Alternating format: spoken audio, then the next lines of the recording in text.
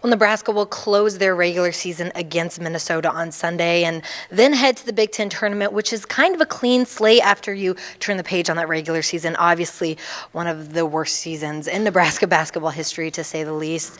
Nebraska, will get a chance to maybe potentially make a run in the Big Ten tournament. Do you see anything like that happening, Robin? Probably not, but crazier things have happened. And I guess if anything else, you can see what happens when you get hot. Look at last year when Nebraska was essentially playing with 6 guys, and they won 2 games in Chicago and ended up losing to Wisconsin in a really highly competitive game. And so, crazier things can happen. When a team gets on a roll and you're starting to feel some of that mojo, you can get on a run, especially playing consecutive days in that tournament bracket format. I wouldn't rule it out completely, but again, this team has a lot to prove in order to have any faith that something like that can happen. Right now, they're just fighting it so much that you just hope that they can find something positive to end the season on, even if it's a close loss.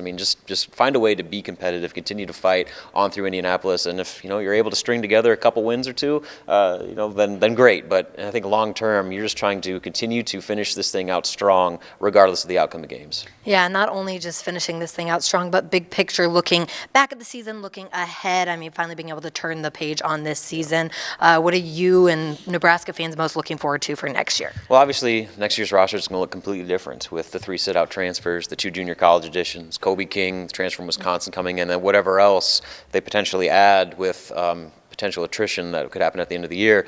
The team you're going to see next fall is going to look completely different than the one you see on Sunday. And that's kind of maybe the number one reason for optimism right now, is that, as bad as things have gone this year, it's going to be, in theory, a completely different story next year because, Delano Banton didn't lose 20-plus games. Neither did Shmuel Stevenson or Derek Walker or Teddy Allen or Lat Mayan or Kobe King or, whatever else that's coming in to kind of revamp this thing. And so that baggage isn't necessarily on those players, and those players are going to be the core foundation of what Nebraska is working with next year. So you got progression of Ivan Wadrogo, Cam Mack is your point guard, and I think you have some other pieces around there that maybe you could work with going forward, but I think that influx of new talent is going to make next season a significantly better situation than what they're dealing with right now.